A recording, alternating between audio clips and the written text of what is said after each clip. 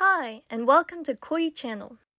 Fossils are fascinating objects that can bring us way back, sometimes hundreds of millions of years, and tell the stories of long-gone worlds. Today, we will take a look at a few pieces and do some detective work. This sandstone has markings on it, and a round little bump in the middle. These represent the traces left after a sea scorpion was trying to grab a trilobite hiding in a shallow burrow under the surface. The cool thing is that the actual burrow was also preserved on the other side of the rock, and we can easily imagine how the trilobite was wiggling around to avoid being captured. This fragment of prehistoric seabed comes from Tar Spring Formation of Mississippian age, around 300 million years old. I think what happened here is that the muddy sea bottom inhabited by trilobites got covered by a layer of sand. This could be due to a storm that lifted the sand up in the air and brought it to the sea. A trilobite was settling down in its resting place just under the surface. By the way, the scientific word used to describe the sandstone casts of the trilobite dugouts is russophycus. When a sea scorpion noticed the movement under the sand, it attempted to catch the prey with its sharp and pointy pincers, but most likely missed.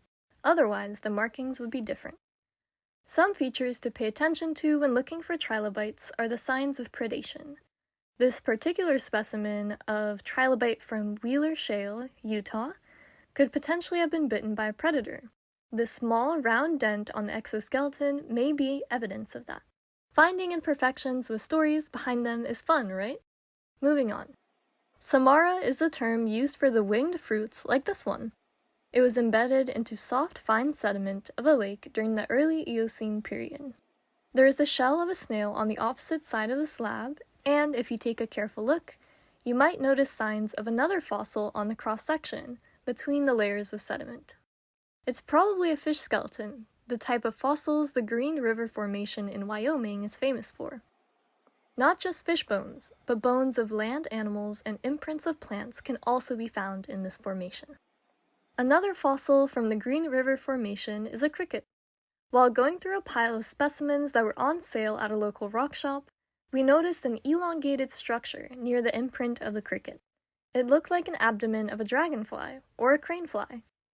We bought the slab and tried to unveil the secret of this rock. Unfortunately, no more parts were preserved. Cool fossil, nevertheless. Alright, see you next time.